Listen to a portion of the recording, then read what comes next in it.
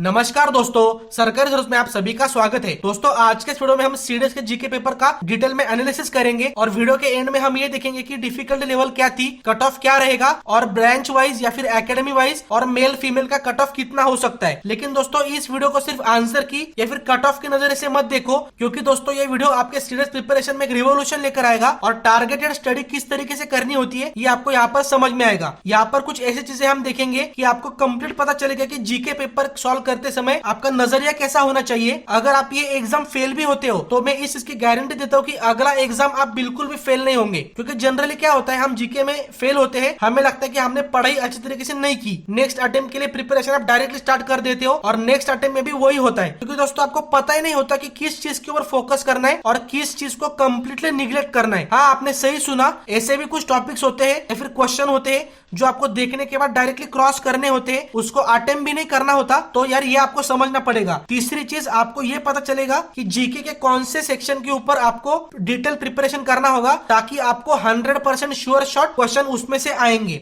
मैं आपको elimination method भी सिखाऊंगा, टेक्निक्स बताऊंगा जो टॉपर यूज करते हैं, तो वीडियो एंड तक देखना। उसके बाद कुछ ऐसी चीजें होती है जो पैसे देने के बाद भी कोचिंग आपको नहीं बताएंगी, वो सारी चीजें मैं आपको फ्लो में बताने वाला हूं।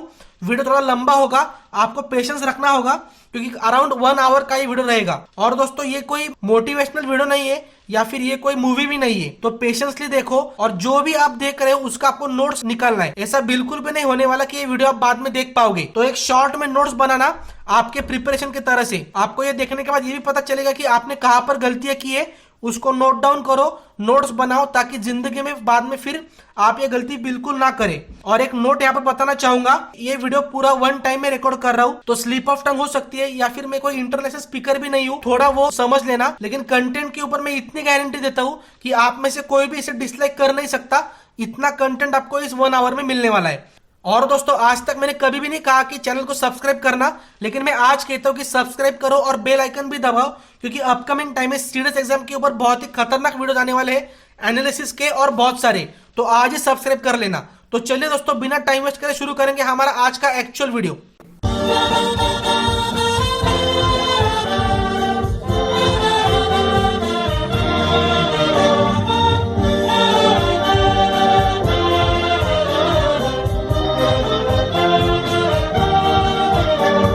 दोस्तों अभी हम हमारा एक्चुअल एनालिसिस का वीडियो स्टार्ट करेंगे। इसमें कुछ आपको मेन चीजें बताना चाहूंगा। सबसे पहली चीज, आपको ये पूरा वीडियो देखने के बाद आपका पर्सपेक्टिव डेवलप होगा और जीके का पेपर किस तरीके से टैकल करना होता है ये आपको इजीली समझ में आएगा। दूसरी चीज, आपको ये समझ में आएगा कि जीके पेपर का कोर क्या होता है और किस टॉपिक के ऊपर आपको फोकस देना चाहिए। कुछ ऐसे भी क्वेश्चन होते हैं जो आपको कंफ्यूज करने के लिए डाले गए होते हैं, कुछ ऐसे क्वेश्चन या फिर टॉपिक होते हैं जो आप कभी भी कंप्लीट नहीं कर पाएंगे प्रिपरेशन में, तो वो आपको किस तरीके से अवॉइड करना है और कोर किसके ऊपर फोकस करना है ये हम आज देखेंगे।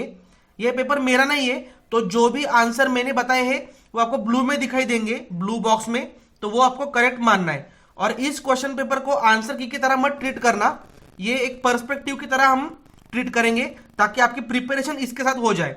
तीसरा पॉइंट, कुछ क्वेश्चन को मैंने येलो में मार्क किया है, इसका मतलब ये कि गाइज आपको ये क्वेश्चन गलत करने ही नहीं होंगे। अगर आपने अच्छी तरीके से प्रिपरेशन करी होगी प्रॉपर डायरेक्शन में, तो ये आपको गलत करने का स्कोप ही नहीं है, क्योंकि आप डिफिकल्ट क्वेश्चन रॉन्ग करके आप फेल नहीं होंगे। क्योंकि जो क्वेश्चन डिफिकल्ट है, कंफ्यूजिंग है, सिलेबस के बाहर आपके हिसाब से है, तो वो किसी को भी नहीं आने वाले, आपको भी नहीं आएंगे, दूसरे एस्पिरेंट्स को भी नहीं आएंगे। लेकिन अगर आप फेल होते हो तो उसका एक ही रीजन रहेगा कि आपने इजी कंसेप्चुअल क्वेश्चन रॉन्ग कर दिए। आपने एक्सपीरियंस लिया होगा, फिर भी हम देखेंगे कि क्वेश्चन आपको कौन से रॉन्ग नहीं करने और किन क्वेश्चन के ऊपर आपको, किन कंसेप्ट के ऊपर आपको फोकस करना चाहिए। तो डायरेक्टली हम स्टार्ट करेंगे। पहला question, recently a rare kind of yellow turtle was discovered in India, the state in which it is seen was, option है ओडिशा। दोस्तों अभी सिर्फ ऊपर ऊपर से आप पढ़ाई करोगे ना तो आपको ये रिमेंबर नहीं होने वाला, आपको उस टॉपिक के ऊपर डिटेल जानकारी होनी चाहिए। मतलब इसको कहते हैं कि इंडियन फ्लैप शेल टर्टल, वो येलो कलर का क्यों होता है, वो कहां पर फाउंड होता है। अगर आपको ये 4-5 चीजें पहले पता होंगी पढ़ाई के टाइम पर, तभी आपको ये रिकॉल होगा। क्योंकि गाइज ऐसा कभी नहीं होता कि आपने सिर्फ एक ही सेंटेंस पढ़ा और वही सेंटेंस आपको एग्जाम में रिकॉल हुआ, ऐसा पॉसिबल नहीं होता। आपको क्या किसी टॉपर के लिए भी पॉसिबल नहीं होता। ये पेज का जो हम क्वेश्चन देखेंगे उसके बाद बताऊंगा आपको मैं करंट अफेयर्स किस तरीके से डील करना होता है। सेकेंड क्वेश्चन, इसको भी येलो मार्क किया है, असीम, इसका फुल फॉर्म आत्मनिर्भर भारत, ये एक्सपेक्टेड भी था और उसमें से क्वेश्चन आया। अब यहाँ पर लॉजिक भी देखो, ए सी एंड डी में कुछ ऑप्शन आप एलिमिनेट भी कर सकते हो, मेजरमेंट नहीं हो सकता, मीडियम प्रोबेबिलिटी कम है, कंफ्यूजन होगा भी तो दो ही चीजों में होना चाहिए, एक है मैपिंग और मिशन, और मैपिंग तो पता होगा क्योंकि करंट अफेयर्स में था और प्रेडिक्टेबल भी था। Question 3, the government of India programme regarding stay in India and study in India is initiated by. अभी कोविड-19 की वजह से ये माना गया था कि जो आए बाहर से लोग हमारे जो एस्पिरेंट्स, तो उनको इंडिया में ही पढ़ने के लिए एक इंफ्रास्ट्रक्चर होना चाहिए, तो उसके रिगार्डिंग एक क्वेश्चन है। दूसरी चीज, जो न्यू एजुकेशन पॉलिसी है उसमें भी ये कंसेप्ट उन्होंने डाला है कि ऐसा होना चाहिए कि इंडिया का एजुकेशन लेवल अच्छा होना चाहिए ताकि लोग इंडिया में पढ़ेंगे, हमारे इंडियन के जो स्टूडेंट्स है वो। तो इसका आंसर आप एलिमिनेशन भी देख सकते हो, बहुत ही इजी था, मिनिस्ट्री ऑफ एजुकेशन। अगर ह्यूमन रिसोर्स डेवलपमेंट ऑप्शन में होता तो कंफ्यूजन के चांसेस थे, लेकिन अभी कोई चांस ही नहीं है, टूरिज्म कल्चर हो ही नहीं सकता, स्पोर्ट्स हो ही नहीं सकता, ऑप्शन सी। और 25 अगस्त के अराउंड ये उसकी न्यूज चालू थी, ये डायरेक्ट क्वेश्चन आपको न्यूज़पेपर से ही मिलने वाला है। क्वेश्चन 4, इसको मैंने मार्क नहीं किया सर्कल क्योंकि थोड़ा डिफिकल्ट लेवल में है, वैसे तो करंट अफेयर्स का ही था वो। Which of the following lakes in India has a large quantity of substance found in the moon. अभी ये भी आपको ज्योग्राफी का क्वेश्चन नहीं है, ये करंट अफेयर्स का क्वेश्चन है। अगस्त से सितंबर के टाइम पर ये आया था, इजेक्टा ब्लैंकेट नाम का जो सब्सटेंस है ना वो इंडिया में भी, सॉरी अर्थ के ऊपर फाउंड होता है और मून के ऊपर भी। तो इंडिया में और महाराष्ट्र में लोनार लेक जो है उसमें वो मेटल फाउंड होता है। ये इतना भी इजी नहीं है, उसको मैंने मार्क नहीं किया। Question 5, the Prayag rover installed in Chandrayaan 2 mission had how many wheels. अब ये भी कोई कंसेप्चुअल क्वेश्चन नहीं है, इसको मैंने येलो में मार्क नहीं किया, लेकिन एक मतलब विजुअल मेमोरी से आप इसे सॉल्व कर सकते थे। इसका ये कंसेप्ट है कि ये सोलर के ऊपर काम करता है और इसको जो इंफॉर्मेशन कलेक्ट करनी होती है 500 मीटर के रेडियस में और उसको भेजनी पड़ती है विक्रम लैंडर को। तो ये भी कोई कंसेप्चुअल क्वेश्चन नहीं है, अगर विजुअल मेमोरी में आपके वो बैठा होगा तो ही आप ये सॉल्व कर पाए होंगे। दोस्तों अभी जो अपकमिंग दो क्वेश्चन है वो बहुत ही इंपॉर्टेंट है और वो आपको बिल्कुल भी मिस करने नहीं थे। If the linear momentum of a moving object gets doubled due to application of force then kinetic energy will be. इसका आंसर है 4 टाइम्स और ये कोई 11th और 12th का क्वेश्चन नहीं है, ये 9th और 10th एनसीईआरटी में आपको इसकी कंसेप्ट मिल जाएंगी। ये चैप्टर हमने वीक वाइज स्ट्रेटेजी में भी कवर किया था और ये पैटर्न भी नया नहीं है, मतलब डबल होना, 4 टाइम्स होना, 8 टाइम्स होना। ये अगर पिछले 4-5 क्वेश्चन पेपर आप देखोगे हमने सॉल्व भी किए थे तो उसी टाइप का है। मास इंटू वेलोसिटी होता है मोमेंटम, मास कांस्टेंट रहता है, वेलोसिटी अगर बढ़ेगी तो काइनेटिक एनर्जी 4 टाइम्स होगी क्योंकि उसका फॉर्मूला होता है हाफ mv²। तो ये भी इजी था। If the distance between the two object is increase by 2 times the gravitational force will be. अभी ये क्वेश्चन, इसका भी ओरिजिन 8th एनसीईआरटी में है, ग्रेविटेशन नाम का चैप्टर है, वहां पर उसमें दिया कि जी का फॉर्मूला क्या होता है, कांस्टेंट जी into m1 m2 upon r²। अभी अपॉन r² है मतलब ये तो कंफर्म है कि डिस्टेंस अगर बढ़ेगा तो हमारा ग्रेविटेशन फोर्स कम ही होने वाला है। तो ऑप्शन 1 और 2 डायरेक्ट एलिमिनेट हो गया।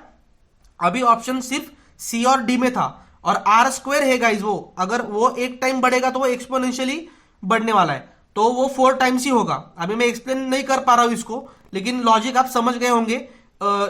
इनवर्सली प्रोपोर्शनल है और स्क्वायर होने के कारण 4 टाइम्स इसका आंसर है। और जनरली ऐसा होता है कि क्वेश्चन में अगर 2 टाइम्स होगा ना तो आंसर में कभी भी 2 टाइम्स नहीं होता। आप समझ चुके होंगे, पिछले क्वेश्चन अगर देखोगे पिछले क्वेश्चन के तो मैं क्या कहना चाहता हूं। Next question, which of the following statement about the neutrons is not correct. ये भी बहुत ही इजी और कंसेप्चुअल क्वेश्चन है।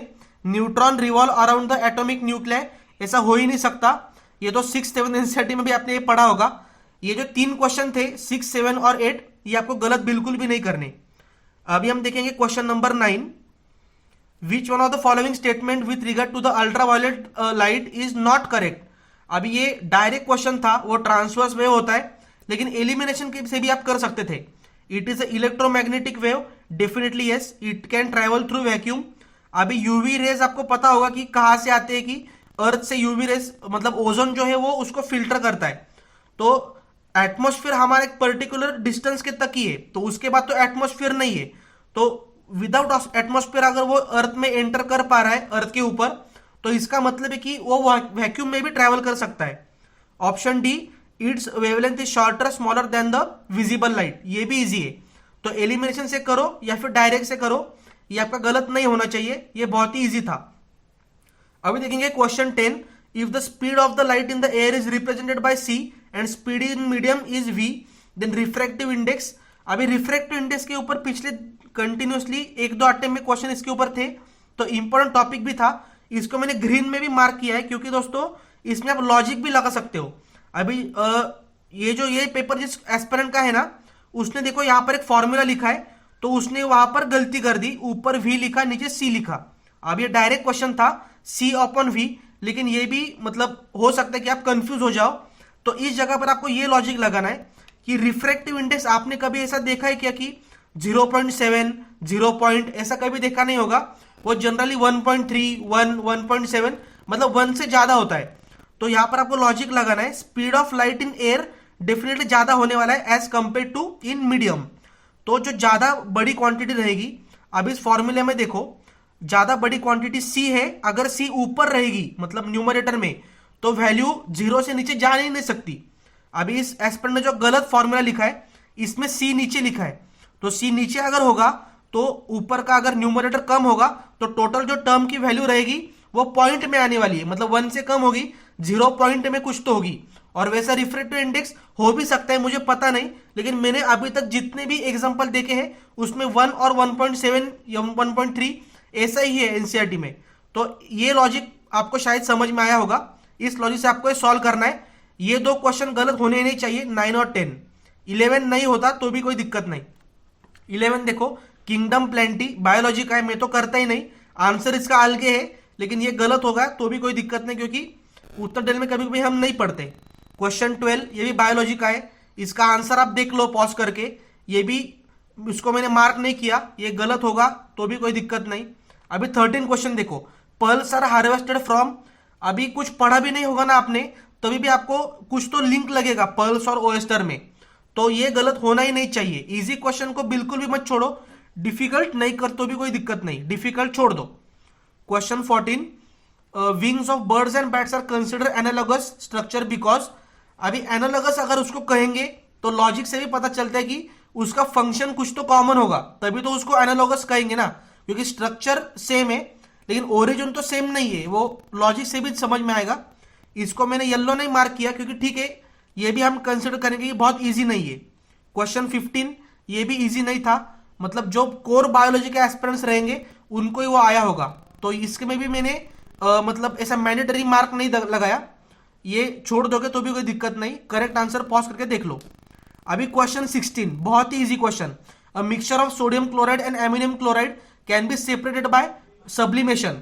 एलिमिनेशन से भी होगा, डायरेक्ट क्वेश्चन है, 6th एनसीईआरटी में चैप्टर है सेपरेशन ऑफ सब्सटेंसेस। अभी बुक खोल के देखो उसमें मैंने दिया है, वीक वाइज स्ट्रेटेजी में मैंने ये दिया था, जिसने किया होगा इसमें आपको गलत होना ही नहीं है। गाइज आपको क्या लगता है कि पेपर बहुत डिफिकल्ट था?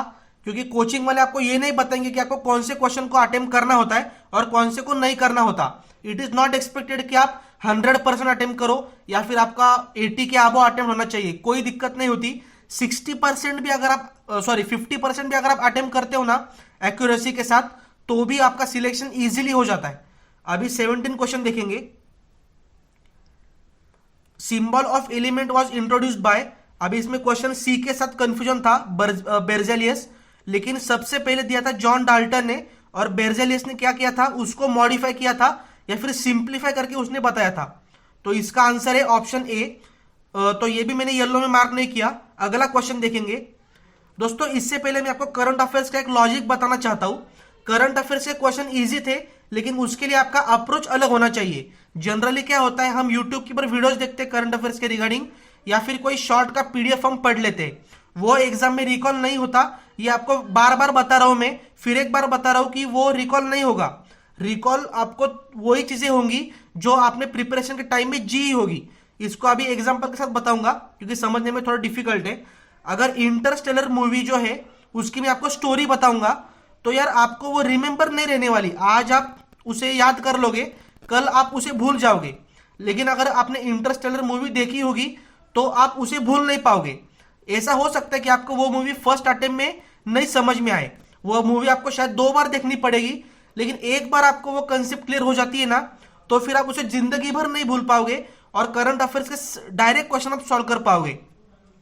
अभी एग्जांपल ये क्यों बता रहा हूं, क्योंकि अगर कोई भी न्यूज़पेपर में कोई भी न्यूज आती है ना, तो वो ऐसा नहीं होता कि एक न्यूज एक ही दिन आने वाली है। फॉर एग्जांपल अभी कोविड-19 के जो कोई स्कीम्स होते हैं उसके ऊपर डेली 3 to 4 डेज तो मिनिमम वो आर्टिकल आता ही है। तो वो जो आर्टिकल आप डेली बेसिस के ऊपर पढ़ते हो तो आपको वो इंटरनलाइज हो जाता है और आपको फिर रिकॉल करने में बहुत ईजी हो जाता है। अभी करंट अफेयर्स के क्वेश्चन आएंगे ना, तो उसमें भी उसमें आपको ये लॉजिक लगाना है और आपको समझ में आएगा कि जिन एस्पिरेंट ने न्यूज़पेपर नहीं पढ़ा वो क्वेश्चन रिकॉल नहीं कर पाते। बहुत ही सिंपल करंट अफेयर्स के क्वेश्चन थे, लेकिन अगर आपने वो न्यूज़पेपर पढ़ा होगा या फिर जो चीजें आपने पढ़ी उसे रिवाइज करी होंगी तो ही आपको वो इजी गया होगा। तो हर बार ये करंट अफेयर्स के लिए ये चीज ध्यान में रखो कि इंटरस्टेलर मूवी अगर आप वो इंटरनलाइज नहीं करोगे, आपके जिंदगी का वो पार्ट नहीं होगा, तो आप उसे रिकॉल नहीं कर पाते। सेम बाहुबली का भी, अभी बाहुबली मूवी आपने एक ही बार देखी, 3 घंटे की कुछ तो मूवी रहेगी, आप उसमें से हर मूवमेंट आप रिकॉल कर पाओगे। लेकिन अगर आप मैं शॉर्ट में कुछ 4 सेंटेंस में उस मूवी की स्टोरी बताऊंगा तो वो चीजें आपको रिकॉल नहीं होंगी।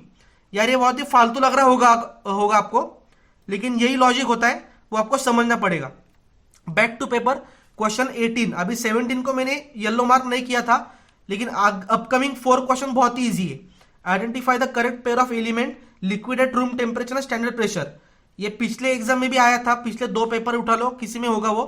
ब्रोमीन और मर्क्यूरी बहुत ही इजी है। विच of the following oxide show both acidic and basic, इसमें भी एलिमिनेशन मेथड से था। मैग्नीशियम ऑक्साइड और कैल्शियम ऑक्साइड ये बेसिक होते हैं, तो सी और डी तो डिलीट एलिमिनेट हो गया। ए और बी में ऑप्शन था, और ये भी 7th एनसीईआरटी में शायद केमिस्ट्री पोर्शन में जिंक ऑक्साइड। क्वेश्चन 20 इतना भी इजी नहीं था, एनसीईआरटी का ही इसका ओरिजिन है। इसमें क्या था कि silver articles turn black which kept in the open for longer time. H2S है, मतलब उसके साथ वो रिएक्ट करता है, वो रिएक्टेंट है, और जो फाइनल प्रोडक्ट होता है वो Ag2S आता है जो ब्लैक कलर का होता है। ये रिएक्शन है, केमिस्ट्री किया होगा तो ये आपको सही आया होगा। 21 क्वेश्चन बहुत ही इजी क्वेश्चन, आपको बिल्कुल भी गलत नहीं करने। बैरियर रीफ सिस्टम कहां पर लोकेटेड है? दोस्तों अगर आपको मैप का बेसिक ओरिएंटेशन पता होगा ना तो आपने गलत किया ही नहीं होगा। ईस्ट ऑस्ट्रेलिया में ये लोकेटेड है, मतलब क्वींसलैंड के साइड में ही वो है ग्रेट बैरियर रीफ। तो इसका आंसर है ऑप्शन ए। और हर क्वेश्चन में अगर आप देखोगे, मैंने बैच में भी आपको बताया था, डैशबोर्ड के ऊपर जो वीडियो था उसमें बताया था, जो वीक वाइज स्ट्रेटेजी के एस्पिरेंट पार्ट है उनको, कि 2 ऑप्शन इजीली एलिमिनेट हो जाते हैं। अभी ऑस्ट्रेलिया के नॉर्थ और साउथ, ये तो मतलब जिसने किया होगा वो कंसेप्चुअल पढ़ाई नहीं करता। नॉर्थ और साउथ का तो सवाल ही नहीं उठता। अगर कंफ्यूजन होता भी आपको तो ईस्ट और वेस्ट में आपको होना चाहिए था, और अगर आपको मैप रिकॉल हो गया तो ईस्ट इसका आंसर है। क्वेश्चन 22 ये नहीं आएगा तो भी कोई दिक्कत नहीं, डिफिकल्ट था और ऐसी चीजें याद नहीं रहती। क्या है? During the 19th century who among the following wrote सातपत्र सीरीज। नहीं, छोड़ दो ऐसे, अगर आपने अटेम्प्ट किया होगा तो आंसर चेक कर लो, लेकिन ये चीजें अटेम्प्ट करने वाले नहीं होती। विच one of the following was not demanded which one of the following was not demand made by the Congress moderates. अभी इसका भी एलिमिनेशन से आप कर सकते हो। सी में थोड़ा डाउट है, क्योंकि मुझे पता है कि मॉडरेट्स ने इंट्रोडक्शन ऑफ परमानेंट सेटलमेंट ये पॉइंट था। यूनिवर्सल अडल्ट फ्रेंचाइज तो डेफिनेटली होगा, रिपील ऑफ आर्म एक्ट भी होगा, सी भी होगा। तो इसका नॉट आंसर पूछा है, तो इस क्वेश्चन का आंसर है option D, higher job for Indians in the army. अभी हम क्वेश्चन 24 देखेंगे। Who among the following founded Mohammaduddin Anglo Oriental Defence Association. ये यार इतना इजी नहीं होता ये चीजें रिकॉल करना। इसका आंसर डी है, पॉज करके देख लो, लेकिन ऐसी चीजें आप छोड़ दोगे ना तो भी कोई दिक्कत नहीं होती। इसका आंसर डी है, वो कंफर्म है, लेकिन आपको पर्सपेक्टिव बता रहा हूं। क्वेश्चन 25 ये भी डिफिकल्ट है, लेकिन मुझे लगता है कि यादव का इसमें रोल था त्रिवेणी संगम में, तो मेरे हिसाब से ऑप्शन बी करेक्ट है, लेकिन ऑप्शन डी भी यहां पर सही हो सकता है। एक बार वो डिटेल में चेक कर लेना। लेकिन इसमें देखो 25 को मैंने मार्क नहीं किया, 26 को मैंने मार्क नहीं किया। नहीं यार, ये चीजें रिकॉल नहीं होती। आप कितनी भी पढ़ाई कर लोगे ना तभी भी आप ये चीजें रिकॉल नहीं कर पाएंगे। ये छोड़ दो, कंसेप्चुअल चीजें के ऊपर फोकस करो। 26, 27 भी वैसा ही है, ऑप्शन सी करेक्ट है, पॉज करके देख लो, लेकिन नॉट नेसेसरी। अभी देखो 28, ये चीज ये आपको गलत करना ही नहीं है। National disaster management authority functions under the ministry of. अभी इसमें फाइनेंस हो ही नहीं सकता, कॉमर्स इंडस्ट्री भी नहीं हो सकता, डिटेल में देखोगे तो environment, forest and climate change, ये भी उसके ऊपर डील नहीं करता। Option A, option B home affairs, ये सर्कल है क्योंकि ये इजी था। Next easy question, the socialist idea of Sapt Kranti 7 revolution was proposed by. Option A Ram Manohar Lohia, क्योंकि उनकी डेथ एनिवर्सरी कुछ सितंबर में थी। नरेंद्र मोदी ने उनको ट्रिब्यूट देने के लिए कुछ न्यूज में था 2-3 दिन ये, तो ये इजी था राम मनोहर लोहिया। ये करंट अफेयर्स के पॉइंट ऑफ व्यू से भी था, और स्टैटिक में भी आपने पढ़ा होगा कि सोशलिस्ट जो आइडियोलॉजी थी 7 रिवोल्यूशन की, तो वो राम मनोहर लोहिया सर की थी। क्वेश्चन 30 बहुत ही इजी, येलो भी है ग्रीन भी है, मतलब एलिमिनेशन से भी आप सॉल्व कर पा रहे थे और कंसेप्चुअल चीज से भी। ऑप्शन सी क्या है, a state in order to be secure must be democratic. अभी पाकिस्तान का एग्जांपल ले लो, वो कहते हैं वो डेमोक्रेटिक है, वहां पर कभी कभी मिलिट्री रूल भी लगा था, लेकिन वो बिल्कुल भी सेक्युलर नहीं है।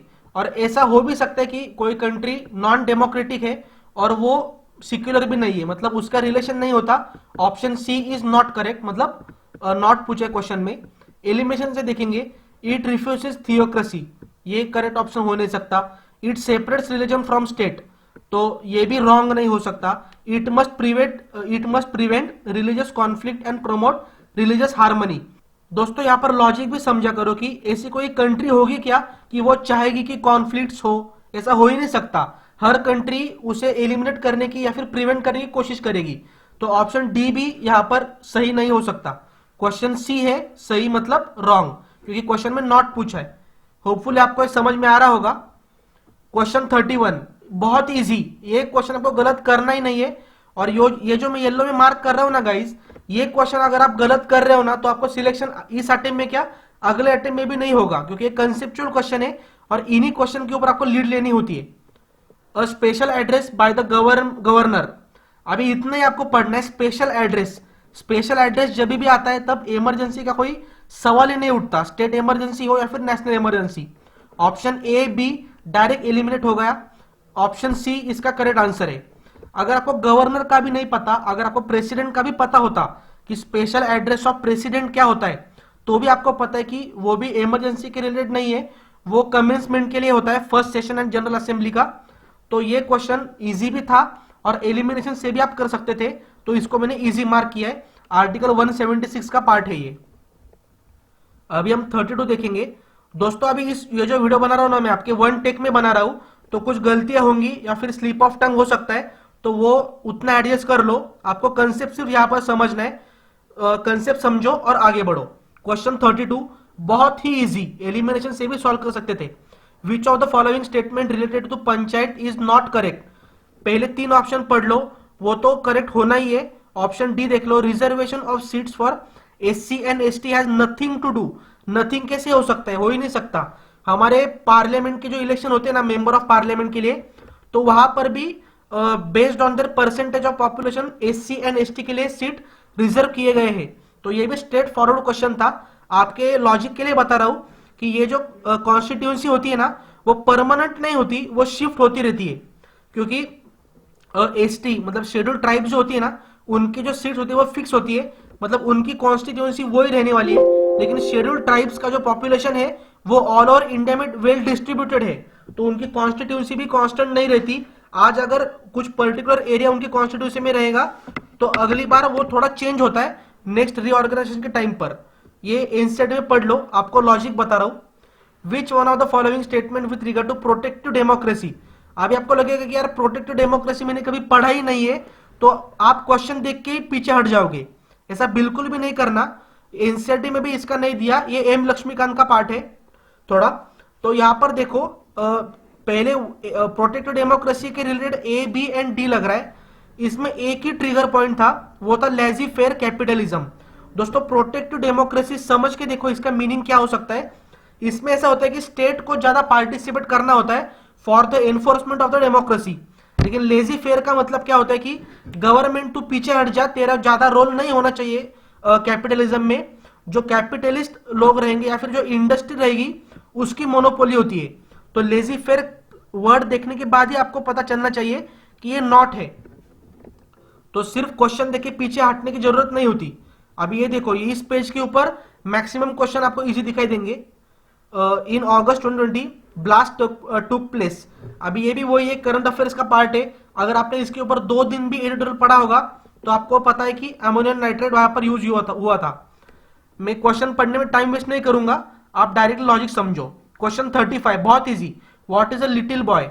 लिटिल बॉय और फैटमैन ये दो एटॉमिक बॉम्ब थे जो यूएस ने जापान के ऊपर डाले थे। हिरोशिमा के ऊपर था लिटिल बॉय और फैटमैन जो बॉम्ब था वो था नागासाकी के ऊपर। और ये बताना चाहूंगा कि वर्ल्ड वॉर के टाइम पर 2 के टाइम पर ये डाला था और ये डालने का कोई मकसद ही नहीं था। मतलब ऐसा कहा जाता है कि उस टाइम पर वार खत्म हुआ था, लेकिन यूएस को सिर्फ अपनी पावर दिखानी थी वर्ल्ड को कि मैं कितना पावरफुल हूं। उसे यूएसए हेजीमनी कहा जाता है। सिर्फ उस पर्पस के लिए उसने बॉम्ब डाला था। ये मैंने सर्कल मार्क किया है 36 और 37। दोस्तों देखो अभी ये थोड़े डिफिकल्ट है। करंट अफेयर्स अगर आपने रेगुलरली पढ़ा होगा तो ही आप कर सकते हो। इसको मैंने येलो मार्क नहीं किया और नहीं भी आते तो भी कोई दिक्कत नहीं होती। हमें सिर्फ 50% भी आता है तो भी हमारा स्कोर अच्छा हो जाता है। अभी इसका क्वेश्चन देख लो। ये भी सीरम इंस्टीट्यूट ऑफ इंडिया जो पुणे में लोकेटेड है। ये भी स्ट्रेट फॉरवर्ड था, लेकिन ठीक है आपने करंट अफेयर्स नहीं किया होगा तो आपको नहीं आएगा ये। Recent explosion near oil well in, ये था। ये क्वेश्चन भी ठीक है नहीं आएगा तो भी कोई दिक्कत नहीं, मैंने इसको भी मार्क नहीं किया।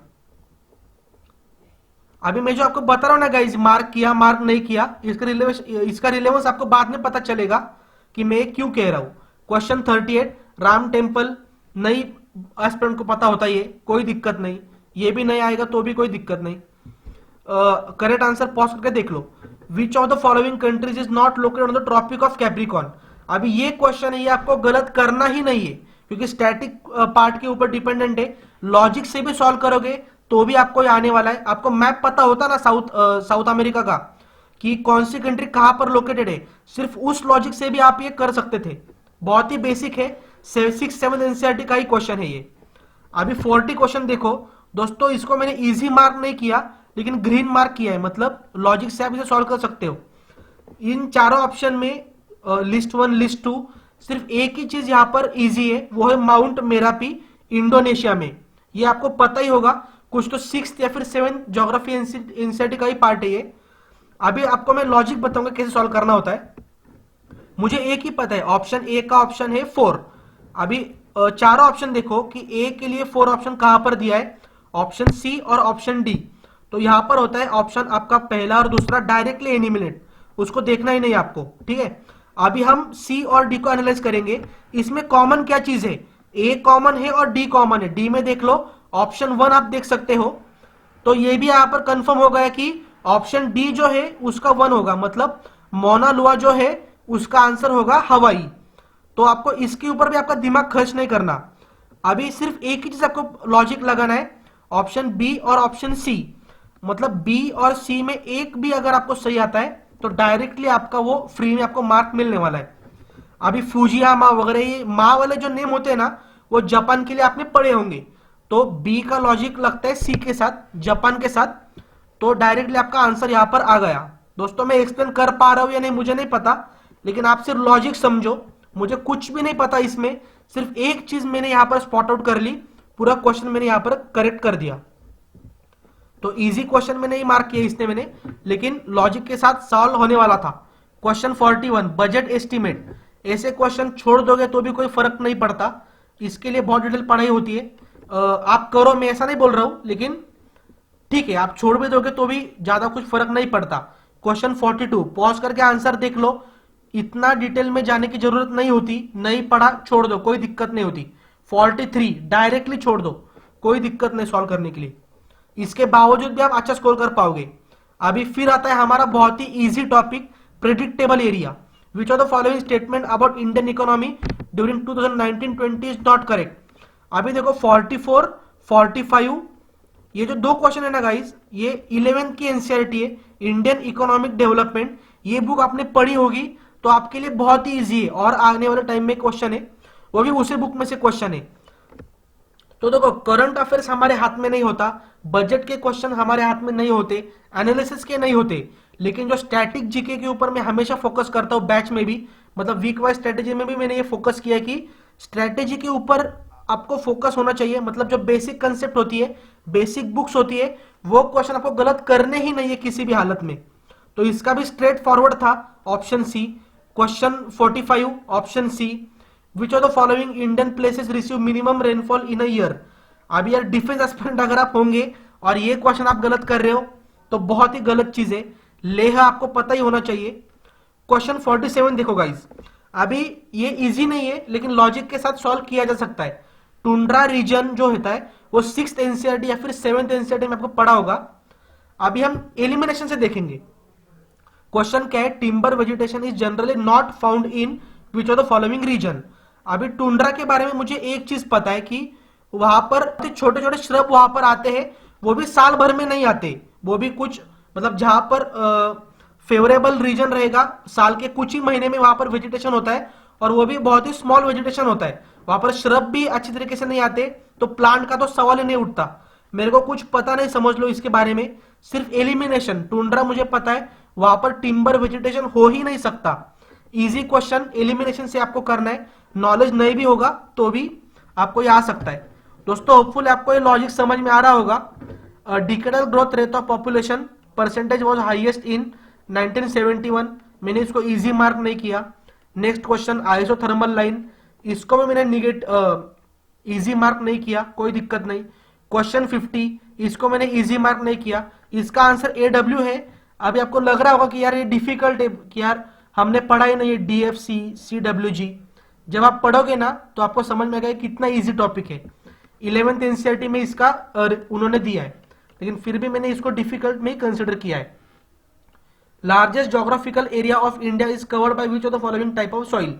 इंसेप्टिलॉइड्स, ये भी स्ट्रेट फॉरवर्ड क्वेश्चन है, उसको भी मैंने इजी मार्क नहीं किया। ये देखो, which of the following cities is closest to the equator. ऐसे क्वेश्चन पढ़ने के बाद ही इसको सीधा क्रॉस मार्क कर देने का दोस्तों। ये ऐसे क्वेश्चन आपको निगेटिव मार्किंग के लिए बनाए गए होते हैं, इसका लॉजिक कोई भी नहीं बता सकता, तो ऐसे क्वेश्चन डायरेक्टली क्रॉस मार्क कर देने का क्वेश्चन में आते। तो क्वेश्चन 53, आंसर देखना है तो देख लो, ऑप्शन डी है, नहीं करोगे तो भी कोई दिक्कत नहीं। 54, डायरेक्ट क्रॉस करोगे तो भी कोई दिक्कत नहीं। अब यार ये कोचिंग वाला आपको ये बिल्कुल भी नहीं बोलेगा, वो क्या बोलेंगे, ये जो क्वेश्चन है हमने वो वीडियो लिया था उसमें से आया था। वो बोलेंगे कि हाँ हमने ये भी डिस्कस किया था, साइंस के लेक्चर में ये भी हुआ था, एंशिएंट में वो भी हुआ था, ये भी हमने लॉजिक बताया था। ऐसा कोई भी नहीं होता, दुनिया में कहीं पर भी जाओ, कोई भी कोचिंग ये पूरा कवर कर ही नहीं सकता। यही लॉजिक होता है गाइस, कोई भी टॉपर आपको ये नहीं बताएगा क्वेश्चन में कौन से क्वेश्चन छोड़ने, ये सबसे बड़ा लॉजिक होता है। ये आपको कोई भी कोचिंग वाला नहीं बताएगा, क्योंकि उसको कोर्स बेचने का है। वो बोलेगा ये भी हमने कवर किया था, हमने एंशिएंट में भी लिया था, तो आपको वो समझना पड़ेगा, थोड़ा मैच्योर होना पड़ेगा। ये पेज देख लो, 52 से लेकर ये पूरे क्वेश्चन है ना, इसमें नहीं भी सॉल्व करते हो तो भी कोई दिक्कत नहीं, इतने डिटेल में कोई जाता नहीं पढ़ाई के टाइम पर। अभी खुद डिफेंस एस्पिरेंट में था, मैंने भी क्लियर किया है, तो मैं रिलेट कर पाता हूं कि ये चीजें इतनी आसान नहीं होती। क्वेश्चन 55 देख लो, आपने किया होगा, option B. Question 56, question 57 pause करके देख लो, इसमें ये सॉल्व करने में कोई लॉजिक नहीं होता, डिटेल पढ़ाई करनी पड़ती है। अभी देखो इजी क्वेश्चन स्टार्ट हो जाएंगे। 58, ये भी नॉट नेसेसरी सॉल्व करने के लिए, पॉज करके आंसर आप देख सकते हो। अभी 59 देख लो गाइस, ये आपको बिल्कुल भी गलत नहीं करना। इसमें secretary general of the Lok Sabha, अभी ये कॉन्स्टिट्यूशन का पार्ट है, 11th NCERT Indian constitution at work, उस बुक में से मैंने बार बार फोकस भी किया था, उसमें से डायरेक्ट क्वेश्चन है। ये इजी क्वेश्चन आपको छोड़ने की जरूरत है ही नहीं। Who among the following moved the motion of secret sitting, ये भी क्वेश्चन नहीं याद रहता, कितना भी पढ़ाई कर लो आप। क्वेश्चन देखो दोस्तों, अभी आपको लग रहा होगा कि यार ये ऐसा कैसा टीचर है, ये बोल रहा है कि ये छोड़ दो, ये छोड़ दो। मेरा कहने का मतलब ये नहीं कि आप पढ़ो मत, लेकिन आपको वो पढ़ना है जिसकी एग्जाम में आने की प्रोबेबिलिटी ज्यादा होती है। कुछ स्टैटिक बुक्स होती है जिनका कॉस्ट बेनिफिट एनालिसिस बहुत अच्छा होता है। अभी ये जो क्वेश्चन पर मैंने उठाया है, ये जो सेट है, इसमें फर्स्ट हाफ जो क्वेश्चन है ना 60 क्वेश्चन तक, उसमें ज्यादा आप छोड़ोगे तो भी कोई दिक्कत नहीं। अपकमिंग ऐसे बहुत इजी क्वेश्चन आने वाले हैं जो आप इजीली अटेम्प्ट कर पाओगे। अभी क्वेश्चन 61 देखो, ये क्वेश्चन आपको गलत करना ही नहीं है। Which one of the following statement pertaining to president term of office is not correct. The president holds a term of 5 year, easy था। इंपीचमेंट से उसे निकाला जाता है, ये भी इजी था। The president may resign before the expiration by giving his writing to speaker. अभी यार वाइस प्रेसिडेंट की पोस्ट ही इसके लिए बनी है कि जब भी प्रेसिडेंट नहीं होगा तो वो उसकी पोजीशन लेगा। तो बहुत ही इजी क्वेश्चन। ये क्वेश्चन अगर आपने गलत किया है ना, जो मैंने येलो में मार्क किया है, तो आपका सिलेक्शन नहीं हो सकता। Question 62, which of the following article in constitution are exception to the fundamental right. अभी ये भी बहुत एस्पिरेंट ने डायरेक्टली छोड़ दिया होगा कि यार इतना डिफिकल्ट कैसे आएगा। दोस्तों देखो, अभी फंडामेंटल राइट्स 32 तक है। 12, 13, 16, 17, 14, 19 ये तो आपको लर्न होंगे, कोई दिक्कत नहीं। तो उसमें आपको पता है कि ऑप्शन सी और डी ये 14 और 19 को कॉन्ट्राडिक्ट कर ही नहीं सकता। अभी मैं एक्सप्लेन नहीं करूंगा, बहुत ही इजी है, आपने किया होगा। यहां पर डाउट क्या आता है, ऑप्शन ए और ऑप्शन बी, इसमें आपका कंफ्यूजन हो सकता है। दोस्तों यहां पर आप देख सकते हो, मैंने टेलीग्राम ग्रुप में एक फोटो डाला था एस्पिरेंट्स के लिए जो बैच के हैं, तो उसमें से डायरेक्ट क्वेश्चन आया है। ऐसा कोई भी एस्पिरेंट नहीं होता गाइज, आपको जेन्युइनली बताता हूं, कोई टॉपर नहीं बताएगा ये चीज। इतने डिटेल में कोई पढ़ाई नहीं करता, किसी को भी पता नहीं होगा 31A में एग्जैक्टली क्या दिया है, बी में क्या दिया है, सी में क्या दिया है। जनरली हम इसे स्किप कर देते हैं क्योंकि आर्टिकल 31 ऐसा निकाला गया था। वो हम 30 तक फंडामेंटल राइट्स की पढ़ाई करते हैं, उसके बाद डायरेक्टली हम आर्टिकल 32 के ऊपर शिफ्ट करते हैं। अभी जिसने पढ़ाई की होगी वो समझ में आ रहा, उसको आ रहा होगा कि मैं क्या कहने की कोशिश कर रहा हूं। अभी मैंने ये फोटो डाला था, आप लेफ्ट में भी देख सकते हो, उसमें लिखा है saving of the certain laws. इसका मतलब ये होता है कि यहां पर कुछ ऐसी चीजें हैं जो फंडामेंटल राइट को कॉन्ट्राडिक्ट करने वाली है। 31A, बी और सी ये तीन होते हैं। और आपको ये पता होगा कि 31D को एलिमिनेट कर दिया है, वो रिपील्ड है, अभी वो प्रेजेंट है ही नहीं। तो पहला लॉजिक ये है कि 31D आपने एलिमिनेट कर दिया, ऑप्शन बी एलिमिनेट हो गया, ऑप्शन ए करेक्ट है। ये एक ऑल टुगेदर अनदर लॉजिक है। दूसरा लॉजिक अगर एम लक्ष्मीकांत ने आपने पढ़ा होगा, जो चैप्टर मैंने ग्रुप में भी रिकमेंड किया था, कि वहां पर आप सेंटेंस भी देख सकते हो, आर्टिकल 31A, 31B और 31C are contradiction to fundamental rights. आप स्क्रीन के ऊपर भी वो सेंटेंस देख सकते हो। तो यार हर जगह पर ऐसा नहीं होना चाहिए कि आपको नॉलेज ही चाहिए, आपको थोड़ा लॉजिक भी लगाना पड़ता है। होपफुली आपको ये क्वेश्चन समझ में आया होगा।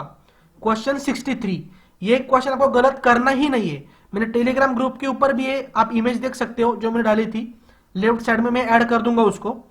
क्यूआ वारंटो का मतलब क्या होता है, ऑन व्हाट अथॉरिटी, मतलब जो अपर कोर्ट रहेगा वो लोअर को बोलेगा कि आपने जो वो ऑफिसर रखा है ना, उसको आपने किस अथॉरिटी के ऊपर रखा, उसे निकाल दो। ये इसका सिंपल लॉजिक है। Option A, the office must be public office, 100% correct. The office must be created by the statute और बाय द कॉन्स्टिट्यूशन। स्टैट्यूट मतलब किसी लॉ से वो बनना चाहिए या फिर उसकी पावर कॉन्स्टिट्यूशन से आनी चाहिए, ये भी सही है क्योंकि प्राइवेट में तो नहीं कर सकते ना ये सुप्रीम कोर्ट। तीसरी चीज, the office must not be a substantive office. दोस्तों आपको सीरियसली बताता हूं, मुझे इसका मीनिंग नहीं पता है कि सब्सटेंटिव ऑफिस क्या होता है, ठीक है, लेकिन फिर भी मैंने आंसर करेक्ट कैसे कर दिया। ऑप्शन डी देखेंगे, there has been a contravention of the constitution और the statute in appropriating such person to that office. इसका मतलब यह होता है कि कानून को ब्रेक करके वो ऑफिसर बैठना चाहिए, ये मैंडेटरी है या नहीं। तो इसका क्लियर आंसर है कि ये करेक्ट आंसर नहीं हो सकता। कॉन्ट्रावेंशन क्या होता है कि लॉ ब्रेक करके वो वहां पर बैठा है, तो ये ऐसा नहीं होता। अगर लॉ ब्रेक नहीं करके भी वो उस ऑफिस को होल्ड कर रहा है, उसको भी सुप्रीम कोर्ट इसे निकाल सकता है। अभी यार एक्सप्लेन करने में थोड़ी डिफिकल्टी हुई मुझे, लेकिन आपको लॉजिक समझना है। मेरे को सी ऑप्शन पता नहीं था, लेकिन तीन ऑप्शन मुझे पता है कि A, B and D are 100% correct. तो क्वेश्चन में पूछा नॉट, तो वो होगा ऑप्शन सी। जिसने क्वा वारंटो पढ़ा होगा उसको मेरा लॉजिक अभी समझ में आया होगा, और ये मैंने टेलीग्राम ग्रुप पे डाला था, कुछ उसमें रॉकेट साइंस नहीं है। अभी देखेंगे 64 क्वेश्चन। गलत होने का आपका कोई मतलब इसमें लॉजिक ही नहीं बनता। National commission for schedule caste, schedule tribe, OBC, उसके बाद ह्यूमन राइट्स कमीशन या फिर इलेक्शन कमीशन, इसके आर्टिकल अगर आप भूल रहे हो ना तो बहुत ही बड़ा क्वेश्चन मार्क है आपके प्रिपरेशन के ऊपर। ये क्वेश्चन में गलत करना ही नहीं है, डायरेक्टली बोलता हूं। August 12 is celebrated as. अभी कोई आपको कोचिंग वाले बोलेंगे यार कितना इजी क्वेश्चन है, लेकिन ऐसे क्वेश्चन रिकॉल नहीं होते, तो मैंने आपको आंसर दे दिया गूगल के ऊपर सर्च करके, लेकिन ये आपको छोड़ दोगे तो भी कोई दिक्कत नहीं। 66 67 बहुत ही इजी क्वेश्चन। निसर्ग जो साइक्लोन था बहुत ही न्यूज में था, इसका स्ट्रेट फॉरवर्ड आंसर है बांग्लादेश। अगर कोई एस्पिरेंट महाराष्ट्र से होगा उसको तो भाई ये गलत करना ही नहीं है, बहुत ही इजी था। क्वेश्चन 67 शकुंतला देवी विद्या बालन, एकदम इजी आंसर। ये गलत जो कर रहा है उसका पेपर क्लियर नहीं होने वाला। अभी देखो क्वेश्चन 68 69 70 71, कुछ नहीं, इतना इजी नहीं है। डिटेल पढ़ाई इसको लगती है, मैं सॉल्व कर पाऊंगा क्योंकि मैं अभी अपर हायर लेवल की पढ़ाई कर रहा हूं, लेकिन नॉट नेसेसरी कि एक सीरियस एस्पिरेंट इसे सॉल्व कर पाए क्योंकि सब्जेक्टिव क्वेश्चन है ये। दूसरी चीज 69, ये खेलो इंडिया, हो सकता है आपको पता होगा, आपने करंट अफेयर्स पढ़ा होगा, फिर भी नहीं आता तो भी कोई दिक्कत नहीं। नॉट अ कोरल लीफ, ठीक है नहीं आता तो भी। इंडिया कंसिस्टेंटली ट्रेड सरप्लस, इसका आंसर यूएसए है, यहां पर मैंने मार्क नहीं किया, लेकिन ये भी ठीक है नहीं आता तो भी। और मैंने लास्ट जो वीडियो बनाया था एग्जाम के 2 दिन पहले, मतलब बैच मेंबर्स के लिए, उसमें मैंने बताया था कि if you can eliminate 2 options then you have to attempt that question. दोस्तों अभी लॉजिक से देखो, आपने करंट अफेयर्स नहीं पढ़ा भी होगा, तभी भी इस क्वेश्चन में जर्मनी तो हो ही नहीं सकता, सऊदी अरेबिया तो हो ही नहीं सकता। तो आप गलत भी करते हो तो भी चाइना या फिर यूएसए, इन 2 क्वेश्चन में ही आपको गलत करना है। तो 50% प्रोबेबिलिटी होती है। यूएसए लॉजिक से भी समझ में आता है, तो यार लॉजिक समझा करो। क्वेश्चन नंबर 72, ये इतना इजी क्वेश्चन था गाइस, इजी नहीं था लेकिन मैंने यहां पर ग्रीन मार्क किया है क्योंकि लॉजिक से आप समझ सकते हो। Arrange the following countries in the descending order as per the global human index, human development index. अभी मुझे आप एक चीज बताओ कि यूएसए के आगे इंडिया हो सकता है क्या? Practically impossible. South Africa USA के आगे हो सकता है क्या? हो ही नहीं सकता। तो आपको अगर कंफ्यूजन होता भी है तो फिर ऐसा ही होना चाहिए कि जर्मनी और यूएसए, इसमें आपको कंफ्यूजन होगा, ठीक है। लेकिन एलिमिनेशन से देखोगे ना, अभी ऑप्शन क्या है, लॉजिक देखेंगे। ऑप्शन डी में क्या दिया है, India first, option D eliminate हो गया। ऑप्शन सी में दिया है साउथ अफ्रीका फर्स्ट, वो एलिमिनेट हो गया। अभी बचा ए और बी, इसमें भी 1 2 3 4 देखोगे तो लॉजिकली ये सबसे करेक्ट है। देख लो, आपको समझ में आया होगा। और इस अगर लिस्ट में अगर स्कैंडिनेवियन कोई कंट्री होती, नॉर्वे, स्वीडन, फिनलैंड, तो वो कंट्री आंखें बंद करके उसको सबसे पहले रख देने का। तो ये लॉजिक है, इसमें कोई भी, और ऐसा कोई भी एस्पिरेंट नहीं होगा कि एक क्वेश्चन पढ़ा ग्लोबल ह्यूमन इंडेक्स तो भाई हाँ उसको पता है टॉप 5 कौन सी है। कल पूछा कि पावर्टी में कौन सी 5 कंट्री है, उसको लर्न है, हाँ पहली दूसरी तीसरी। ऐसा हो ही नहीं सकता। उस समय पर आपको लॉजिक यूज करना होता है, ठीक है। और कोचिंग वाले आपको बताएंगे कि यार ये हमने कवर किया था, कवर करने में कोई लॉजिक नहीं रहता। गूगल के ऊपर हर चीज मिल जाती है, हर क्वेश्चन कहीं ना कहीं से उठाया गया है। लेकिन प्रॉब्लम ये है कि क्या हम लिमिटेड टाइम में उसे रिवाइज कर पाएंगे और एग्जाम में रिकॉल कर पाएंगे। होपफुली आपको समझ में आया होगा। क्वेश्चन 73, गलत करने का सवाल ही नहीं उठता। 73 74 11th एनसीईआरटी, उसमें से डायरेक्ट क्वेश्चन उठाया गया है, कंसेप्चुअल क्वेश्चन है। वो बुक पढ़ लो, मैंने स्ट्रेटेजी में ये बताया था, जिसने फॉलो किया उसको ये इजी गया होगा। 73 74 75, ठीक है नहीं आता तो भी कोई दिक्कत नहीं, ये थोड़ा डिफिकल्ट था, छोड़ दो। 76, which of the following statement regarding to ozone is not correct. दोस्तों अभी स्क्रीन के ऊपर आप देख सकते हो, मैंने ये फोटो ग्रुप में डाला था। ओजोन का रेंज आपको पता होगा, स्ट्रेटोस्फीयर में होता है। ऑप्शन ए, स्ट्रेटोस्फीयर मतलब आपको किलोमीटर रेंज बेसिक पता होगी। Option A is correct. Ozone is produced by the gases chemical reactions NO plus VOC, volatile और नाइट्रोजन कंपाउंड, नाइट्रोजन ऑक्साइड, उनका कॉम्बिनेशन के बाद ही होता है। ऑप्शन बी भी करेक्ट है। ऑप्शन डी देखेंगे, ओजोन का मतलब होता है O3, तो ऑप्शन डी भी करेक्ट है। मुझे पता ही नहीं यार, 16 नवंबर इतना किसी को याद नहीं रहता कि कब वो सेलिब्रेट हुआ है। तो और नंबर का वो लॉजिक भी नहीं होता। एफकेट एग्जाम अलग चीज है, सीडीएस एकदम अलग चीज है। यहाँ पर कंसेप्ट समझोगे तो भी आप आंसर करेक्ट कर सकते हो। तो by elimination option C is correct.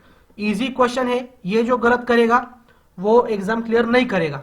अभी question 77, sea of Azov is connected to.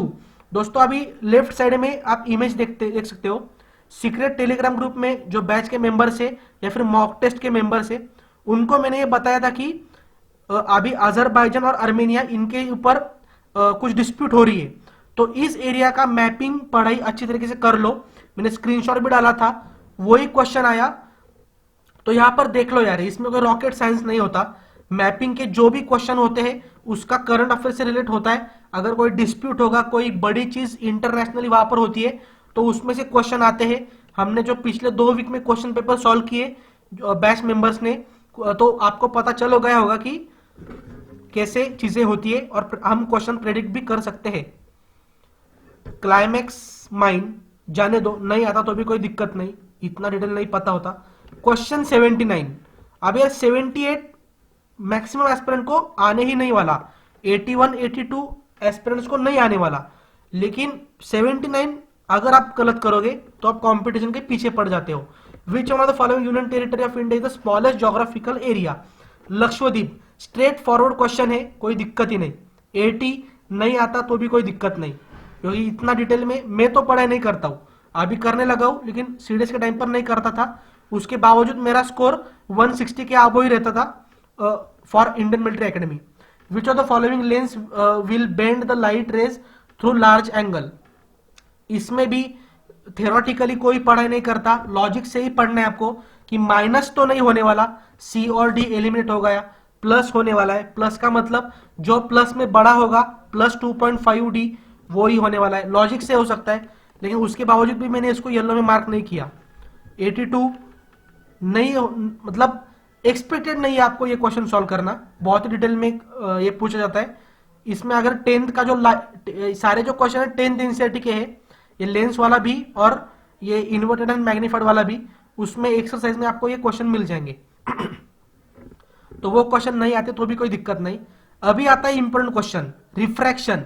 Refraction कुछ यार प्रेडिक्टेबल टॉपिक्स होते हैं, लाइट रिफ्रैक्शन, इसमें से क्वेश्चन सीडीएस पूछता ही है। पॉलिटी लिख लो, सेक्युलरिज्म के ऊपर क्वेश्चन आएगा, बेसिक स्ट्रक्चर के ऊपर आएगा, पार्लियामेंट के ऊपर आएगा, तो प्रेडिक्टेबल टॉपिक्स होते हैं। प्रीवियस ईयर क्वेश्चन पेपर भी आपने सॉल्व किए होंगे हमारे बैच मेंबर्स ने, तो भी आपको ये इजी आएगा। अभी ये देखो क्वेश्चन 83, इसमें भी ए और बी में तो सवाल ही नहीं उठता, मैक्सिमम होगा तो सी और डी में होगा, इसका ऑप्शन 0 है। क्वेश्चन पढ़ लो, कुछ लॉजिक इसमें बहुत बड़ा नहीं है। विच of the following phenomenon verifies the fact that light travels much faster than sound? ये क्वेश्चन गलत करना ही नहीं है। थंडरस्टॉर्म में क्या होता है, पहले हमें लाइटनिंग दिखता है और थोड़ी देर के बाद आवाज आता है, इसका मतलब यह होता है कि speed of light is greater than speed of sound. बहुत ही इजी, ठीक है दोस्तों। अभी आप समझ रहे होंगे कि आपको पेपर को अप्रोच किस तरीके से करना है। क्वेश्चन 85 एक्सपेक्टेड ही नहीं आपको सॉल्व करना। अगर आप कोई साइंस बैकग्राउंड से होंगे, आपने बीएससी किया होगा या फिर बहुत ही आपने डिटेल में किया होगा, तो एक्सपेक्टेड है।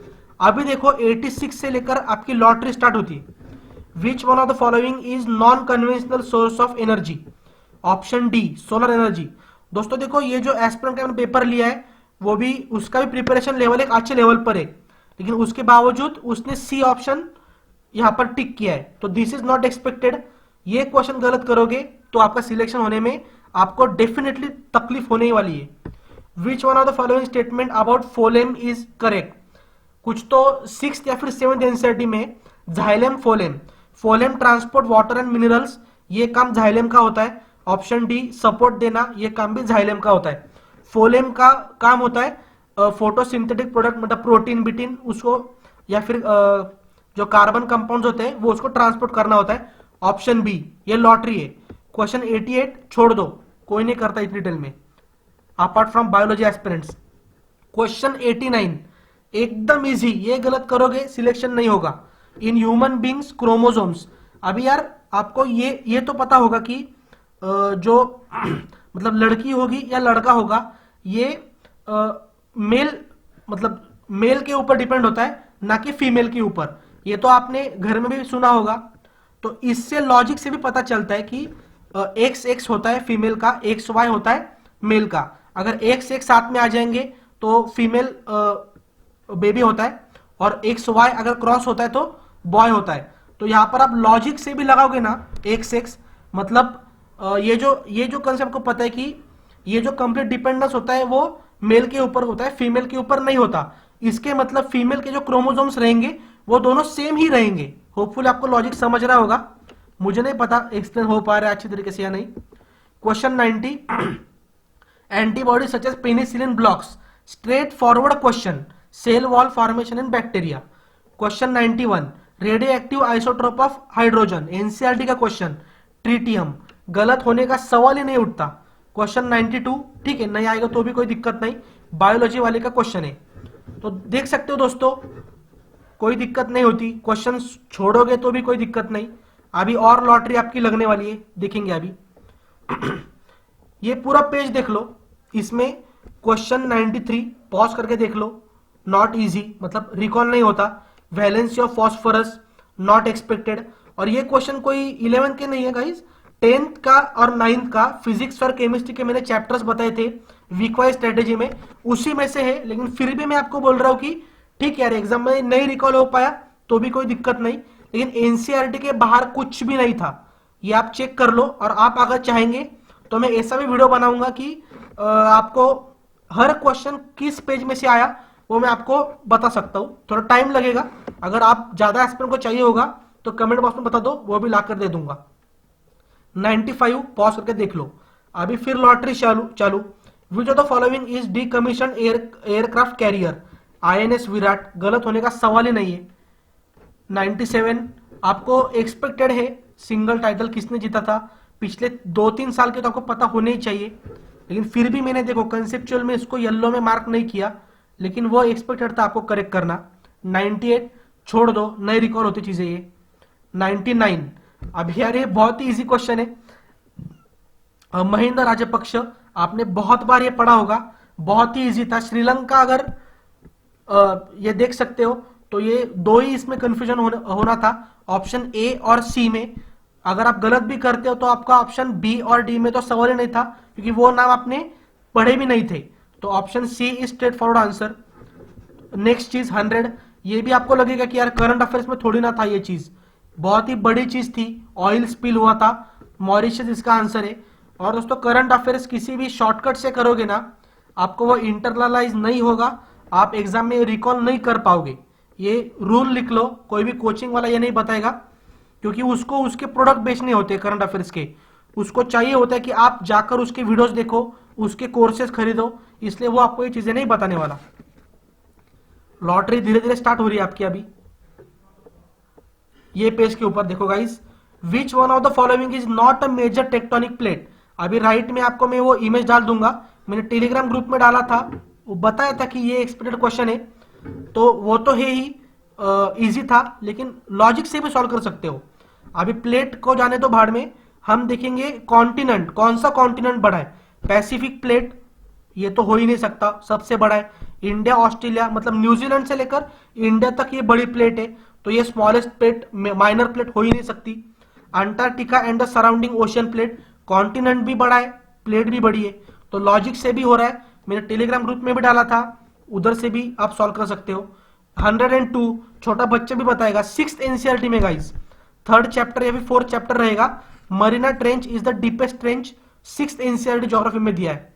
कोचिंग वाला ये नहीं बताएगा, वो बोलेगा मैंने कोर्स में कवर किया है, ऐसा वो बोलेगा आपको। Question 103, the 4 planets closest to the sun, 6th NCERT की बुक है, आप देख लो। 4 टेरेस्ट्रियल प्लैनेट होते हैं, इसका उन्होंने रीजन भी दिया है कि सोलर जो वेव्स होते हैं या फिर सोलर फ्लेक्स उसे कहते हैं, वो ज्यादा उसकी पावर पहले 4 प्लैनेट तक रहती है, उसके बाद डिस्टेंस बढ़ जाता है तो उनकी कैपेसिटी कम हो जाती है। तो अपकमिंग जो 4 प्लैनेट्स है वो गैशियस प्लैनेट है, ठीक है, तो उनके सराउंडिंग आपको रिंग भी दिखाई देगी। ऐसा कहा जाता है कि जो पहले 4 प्लैनेट्स है ना, वो भी जब बने थे तो वो भी उनके सिमिलर ही थे, लेकिन हमारे ऊपर का जो सोलर फ्लेक्स है उन्होंने वो सारा एटमोस्फियर नहीं, वो रिंग बिंग सब गैसेस सब उन्होंने निकाल दिए। एलिमिनेशन से तो भी करोगे तो भी कोई दिक्कत नहीं, गैस प्लैनेट हो ही नहीं सकता, ड्वार्फ प्लैनेट बहुत ही छोटे होते हैं, ठीक है यार, आप समझ सकते हो। अभी question 104, which of the following countries does not have tundra vegetation, ये भी ग्रीन मार्क करना भूल गया। क्वेश्चन इज डिफिकल्ट आपके हिसाब से, लेकिन लॉजिक लगेगा, देखो ना, टुंड्रा वेजिटेशन का मुझे क्या पता है, मैंने पहले भी क्वेश्चन आपको इसके ऊपर था। टुंड्रा मतलब क्या, वहां पर बर्फ होना चाहिए, सबसे पहली चीज। दूसरी चीज, वहां पर वेजिटेशन जो है ना वो बहुत ही कम होता है। तो ऐसे कौन से रीजन रहेंगे, अभी मैप आंखों के सामने इमेजिन करो। कनाडा, चलो ये नहीं हो सकता आंसर, रशिया नहीं हो सकता, यूएसए नहीं हो सकता। कंपेरेटिवली देखोगे तो बेलरस थोड़ा सेंट्रल एरिया में आता है, तो इसका आंसर है बेलरस। लॉजिक समझो, बाकी क्या यार अगले इसमें आप कर पाओगे। दोस्तों देखो, आप एग्जाम फेल भी होते हो ना तो भी कोई दिक्कत नहीं, लेकिन आपको एनालाइज करना पड़ेगा आपने कहां पर गलती की, किस चीज में आपने फालतू गलती करके आप आए हो वो देखो, कहां से वो क्वेश्चन आए वो देखो। हफ्ता भर अभी आप टाइम पास किस चीज में करोगे, कट ऑफ क्या रहेगा, अभी भी आपको इस वीडियो में इंटरेस्ट नहीं है, आपको इंटरेस्ट रहेगा कि यार कट ऑफ कितना जाएगा, आपको एक्सपेक्टेड होता है कि 40 मार्क्स से कट ऑफ नीचे आया, जो कभी होता नहीं। तो किस चीज के ऊपर फोकस देना वो समझा करो, एनालिसिस करो, और ये ठान लो कि यार इस बार फेल भी होते हो तो भी कोई दिक्कत नहीं, अगले बार में आप कट ऑफ के 50 मार्क्स आगे जाएंगे, ये कॉन्फिडेंस रख के करोगे ना तो ही आप टिक पाओगे, नहीं तो फिर आप खेलते रहोगे फिर CDS CAPF FCAT and it continues. Okay, which of the following is not a fluid landform. दोस्तों जो वीक वाइज स्ट्रेटेजी के एस्पिरेंट्स है ना, नीचे कमेंट करो आपको फायदा हुआ या नहीं, नहीं हुआ तो गाली भी बक देना नीचे कमेंट बॉक्स में कि आपने जो स्ट्रेटेजी बनाई उसमें से कुछ फायदा नहीं हुआ। अभी ये जो क्वेश्चन है ना गाइस 11th NCERT का है, और हमने जो वीक वाइज स्ट्रेटेजी की स्टार्ट बिगिनिंग की थी ना, तो वही हमने 11 का एक यूनिट किया था, उसी में से डायरेक्ट क्वेश्चन है फ्लूइड लैंडफॉर्म, ऑप्शन ए इसका करेक्ट है। तो यार ऐसे क्वेश्चन आपको गलत बिल्कुल भी नहीं करने।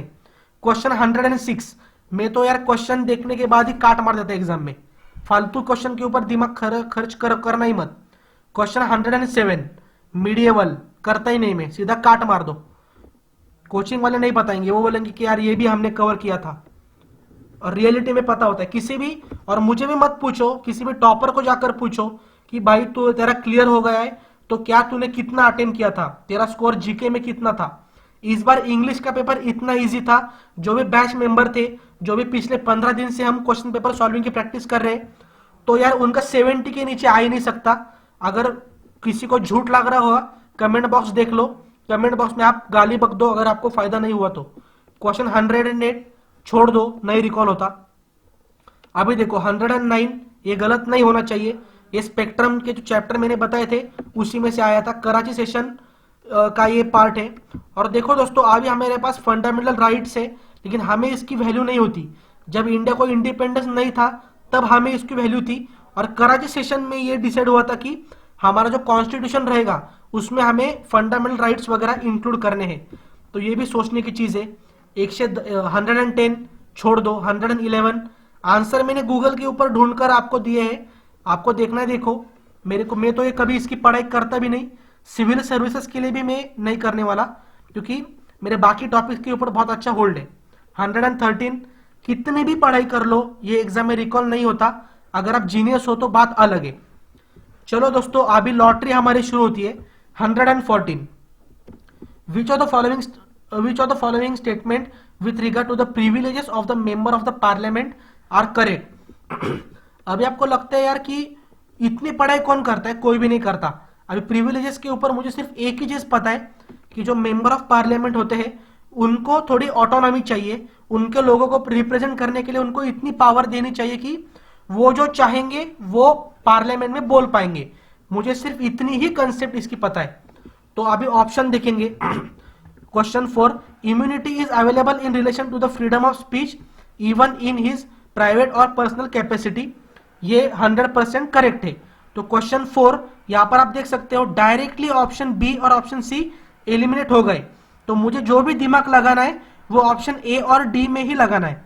अभी और एक चीज आप यहां पर नोटिस करो, ऑप्शन ए और डी में सेम क्या है, ऑप्शन 1 सेम है, 4 सेम है, तो बाय डिफॉल्ट ये हो जाता है कि ऑप्शन 1 इज करेक्ट। ओके, तो लॉजिक समझो, समझ में नहीं आ रहा तो रिवाइज करो, 30 सेकंड पीछे जाओ, फिर क्वेश्चन देखो, आपको समझ में आएगा कि मैं कहना क्या चाहता हूं। अभी देखेंगे question 1.1 privileges would not be fitted by the article 19(1)(a) of the constitution of India. दोस्तों जो फ्रीडम आपको आर्टिकल 19 देता है ना, तो वो फ्रीडम और ये parliamentary freedom it is completely different, तो नॉट इसमें दिया है, तो option 1 is also correct. Question 3 option 2 privileges must be read subject to the article 20-22 and article 32, यहां पर ट्रिगर पॉइंट है आर्टिकल 32। दोस्तों ये जो पार्लियामेंट्री प्रिविलेजेस होते हैं ना, वो 105 उसका आर्टिकल है। अभी एक हर कोई रिलेट नहीं कर पाएगा, ये लॉजिक समझो कि एम लक्ष्मीकांत बुक हम जब पढ़ते हैं ना, तो पेज नंबर 1 से लेकर एंड तक आर्टिकल बढ़ते जाता है। मतलब आर्टिकल 1 स्टार्टिंग में होगा, आर्टिकल 50 थोड़ा आगे रहेगा, और वैसे वैसे करके होगा। अभी लॉजिक समझो। मुझे यह पता है कि आर्टिकल 32 के पहले, मतलब फंडामेंटल राइट के पहले तो पार्लियामेंट का चैप्टर नहीं है ना एम लक्ष्मीकांत में। तो इसका क्या मतलब हुआ कि आर्टिकल 32 का मतलब क्या है कि लॉ इनकंसिस्टेंट और in derogatory with the fundamental rights. मतलब अगर कोई भी आर्टिकल या फिर लॉ फंडामेंटल राइट को ब्रेक करेगा तो वो उसको छोड़ेगा नहीं। ये इसका सिंपल मीनिंग है आर्टिकल 32 का। तो ये फंडामेंटल राइट नहीं है, तो ऑप्शन 2 एलिमिनेट हो जाता है। Option 3, immunity is available in relation to both civil and criminal prosecution. Direct बहुत ही इजी क्वेश्चन है। सिविल जो होता है इसमें उनको इम्यूनिटी मिलती है, लेकिन क्रिमिनल में कैसे देंगे यार? लॉजिक लगाओ ना, नहीं तो फिर खून करके वहां पर जाएगा और उसको इम्यूनिटी मिलेगी। ऐसा नहीं हो सकता। तो यार मैं आपको लग रहा होगा कि मैं फालतू में एक्सप्लेन कर रहा हूं, लेकिन लॉजिक समझा करो। किसी को भी सारी चीजें पता नहीं होती। एम लक्ष्मीकांत का लॉजिक तो बिल्कुल भी मतलब चाइल्डिश था, लेकिन क्या फर्क पड़ता है, हमें क्वेश्चन करेक्ट करने से मतलब है। तो ऐसे क्वेश्चन बिल्कुल भी गलत नहीं करने। क्वेश्चन 115, अभी लॉटरी आपकी स्टार्ट हो रही है। Which one of the following statement with regard to the appointment of the member of the parliamentary committee. मेरे को इसमें कुछ भी पता नहीं है। पार्लियामेंट्री कमिटी पता है, जो होते हैं civil service aspirants, sorry aspirants नहीं, सिविल सर्वेंट्स। तो ये मुझे पता है। अपॉइंटेड है, यस।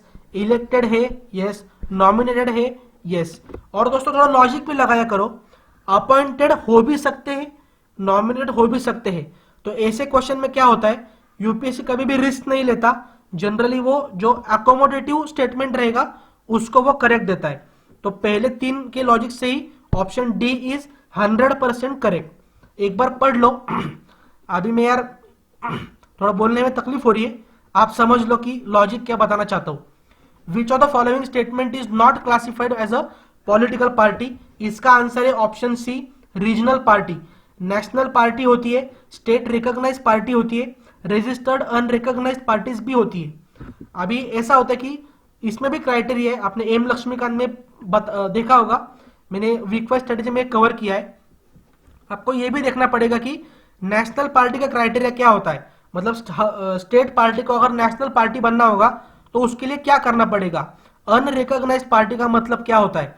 अभी फॉर एग्जांपल मुझे अगर कोई पॉलिटिकल पार्टी निकालनी होगी और मुझे अगर सिंबल चाहिए लैपटॉप का, सपोज इलेक्शन सिंबल, तो क्या मुझे ये दे सकते हैं? इलेक्शन कमीशन क्या मुझे देगा? तो इस लॉजिक के ऊपर एक क्वेश्चन है।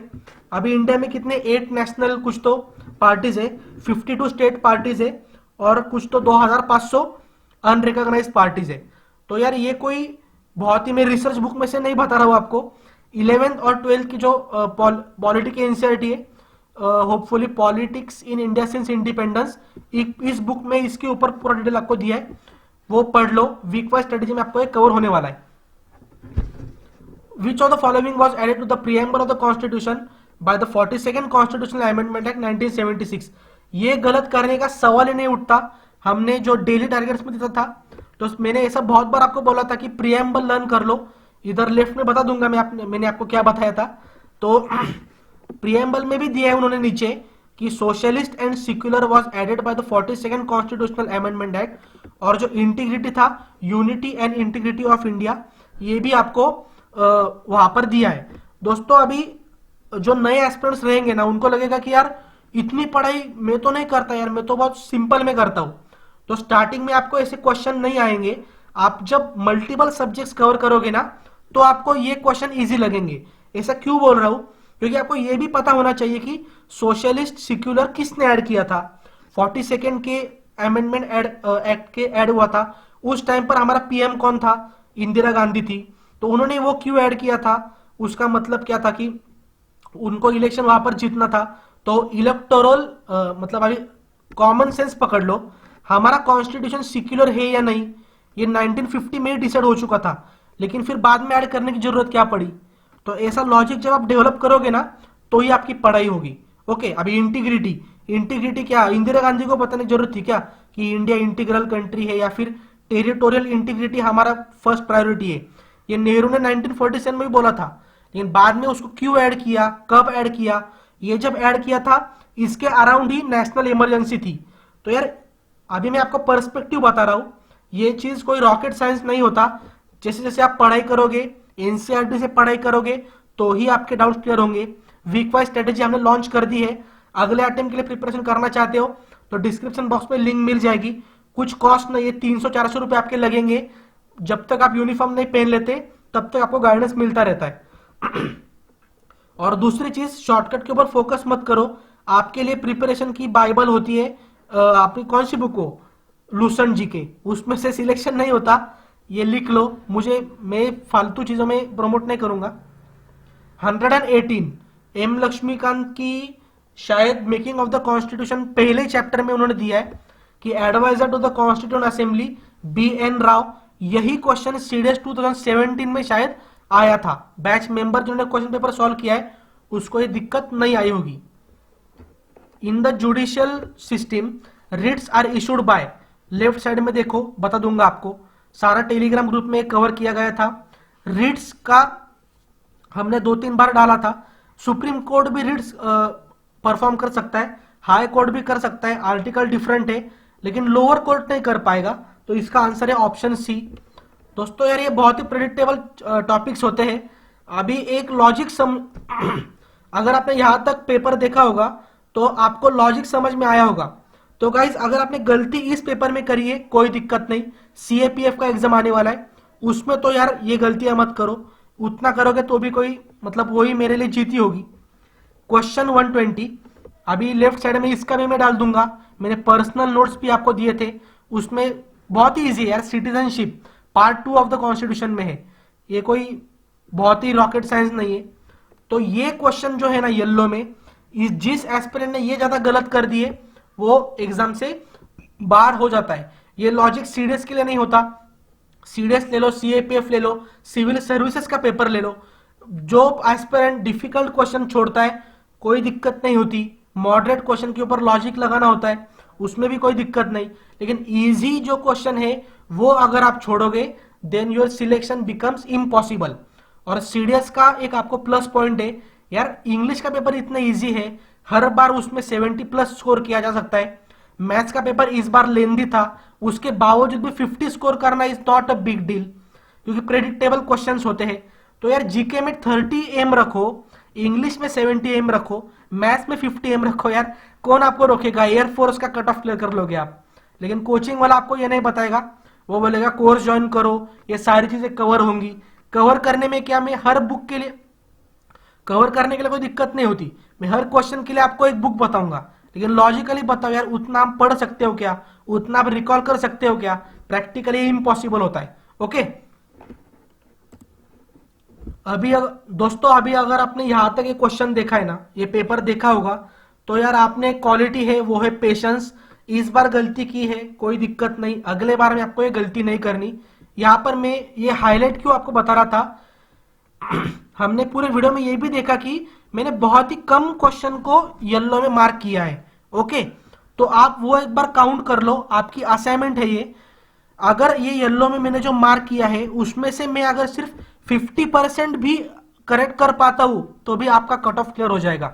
मैं रिपीट करता हूं, मैंने पहले ही येलो क्वेश्चन बहुत ही कम मार्क किए हैं, उसमें से 50% क्वेश्चन भी आप नहीं कर पाते, सिर्फ 50% ही कर पाते तो भी आपका जीके का कट ऑफ क्लियर होने वाला था। तो इसमें होपफुली आपको ये समझ में आया होगा कि पेपर का पर्सपेक्टिव किस तरीके से होना चाहिए और आपको अप्रोच किस तरीके से करना होता है। और दोस्तों यहाँ पर एक इंपॉर्टेंट अनाउंसमेंट है आपके लिए, सीडीएस 2020 के नोटिफिकेशन आउट हो चुका है, तो उसकी प्रिपरेशन आज से स्टार्ट कर दो। हमने वीक वाइज जो स्ट्रेटेजी बनाई थी उसका सेल फिर से स्टार्ट कर दिया है। और यार मैं हाईली रिकमेंड करूंगा कि आप वीक वाइज स्ट्रेटेजी ले लो। उसमें मैंने ये बताया कि हर वीक में आपको क्या पढ़ाई करनी है, उसमें भी हर दिन में आपको क्या पढ़ना है, बेस्ट आपको प्लान बना कर दिया है। वीक वाइज फॉलो करो, आपको कोई सिलेक्शन से नहीं रोक सकता। और हम जो प्रिपरेशन करते हैं वो सारी बुक्स आपको उसी में मिलने वाली है। कुछ मैक्सिमम 300 रुपए आपको इन्वेस्ट करने पड़ेंगे, उसमें से आपको तब तक सपोर्ट मिलेगा जब तक आप यूनिफॉर्म नहीं पहन लेते। उसमें आपको वीक वाइज टेस्ट भी मिलेंगे, पूरा प्लान भी मिलेगा, प्रिपरेशन बुक्स भी मिलेंगे, डेडिकेटेड टेलीग्राम ग्रुप भी मिलेगा। और ये सपोर्ट आपको तब तक मिलेगा जब तक आप यूनिफॉर्म नहीं पहन लेते। और ये जो बेसिक कॉस्ट है वो सिर्फ ऑपरेशनल कॉस्ट है, क्योंकि पूरा हमने एक डैशबोर्ड डिजाइन किया है, उसके ऊपर आपको लॉग इन करना होता है, यूज करना होता है, टेस्ट देनी होती है, निगेटिव मार्किंग इंक्लूडेड है। तो ये सारी चीजें आपको इतने लो कॉस्ट में मिलने वाली है। और बहुत ही सिंपल मैं आपको बताऊंगा कि पेपर की डिफिकल्टी क्या थी। इंग्लिश का पेपर बहुत इजी था, जो मेंबर बैच में थे उन्होंने 60 प्लस तो इजीली स्कोर किया है। दूसरी चीज मैथमेटिक्स, मैथमेटिक्स का पेपर लेंदी था डेफिनेटली, लेकिन 45 टू 55 स्कोर करना was not a big deal, ये भी उतना ही सही है। लेंदी था, डिफिकल्ट भी था, तो एवरेज स्कोर 40 टू 50 के अराउंड रहेगा, ये कंसिडर कर लो। जीके का पेपर मैंने आपके सामने एनालाइज कर दिया। ये पेपर इजी था क्या? नहीं, इजी नहीं था, मॉडरेट टू डिफिकल्ट था, लेकिन इसका एवरेज स्कोर 30 टू 40 तो होने ही वाला है without any hesitation. Paper easy था to clear the cut off. Hopefully आपको ये समझ में आया होगा। पिछले बार का ऑफिशियल कट ऑफ आ चुका है, वो एक बार देख लेना, आपको वो समझ में आएगा। अभी मैं आपको बताता हूँ कि इस बार का कट ऑफ कितना जाएगा। दोस्तों सीरियसली बताता हूँ, कट ऑफ ज्यादा नीचे नहीं आने वाला, क्योंकि इंग्लिश का पेपर बहुत ही इजी था और जीके में भी कट ऑफ क्लियर करना इतना डिफिकल्ट नहीं था। तो ओटीए का पकड़ लो, 90 टू 95 कट ऑफ रहेगा for main, same will be for women. ज्यादा से ज्यादा क्या हो सकता है, प्लस और माइनस 2 मार्क्स, लेकिन 90 ये फिगर आप ओटीए के लिए पकड़ लो। इंडियन मिलिट्री एकेडमी का अगर आप देखोगे तो 120 टू 125 इसके अराउंड ही कट ऑफ रहेगा। इंडियन एयरफोर्स एकेडमी 135 टू 140 ये आपका इंडियन एयरफोर्स एकेडमी का रहेगा। इंडियन नेवल एकेडमी का रहेगा 110 टू 115 मार्क्स। दोस्तों अभी आपको एक चीज और एक बताना चाहूंगा कि किसी का बाप भी कट ऑफ प्रेडिक्ट नहीं कर सकता, आपकी डिमांड होती है, और पिछले ईयर का एनालिसिस करके डिफिकल्टी देख के आपका रिव्यू लेके मैं कट ऑफ बताता हूं। ऐसा भी कभी नहीं हुआ कि पेपर बहुत डिफिकल्ट आया और कट ऑफ कम गया। हमने सिविल सर्विसेज का एग्जाम्पल अगर देखोगे, 2 महीने पहले एग्जाम हुआ था, बहुत ही खतरनाक पेपर था, जिसमें एस्पिरेंट को लग रहा था कि यार इस बार कट ऑफ तो बहुत नीचे आएगा। ऐसा बिल्कुल भी नहीं हुआ, क्योंकि पेपर आपको डिफिकल्ट गया होगा, आपके दोस्तों को डिफिकल्ट गया होगा, लेकिन ऐसे बहुत सारे एस्पिरेंट्स होते हैं जो बहुत ही डेडिकेटेडली प्रिपरेशन करते हैं। और वीक वाइज स्ट्रेटेजी में मैंने देखा है कि बहुत ही डेडिकेशन के साथ पढ़ाई करने वाले एस्पिरेंट्स इस दुनिया में एग्जिस्ट करते हैं। तो आपको उनके लेवल पर आने की कोशिश करो, सिर्फ कट ऑफ नीचे जाएगा इस भरोसे मत बैठो। अगर आपको ये वीडियो अच्छा लगा होगा तो एक सेंटेंस कमेंट बॉक्स में डाल दो। फिर मुलाकात होगी अगली वीडियो में, तब तक जय हिंद।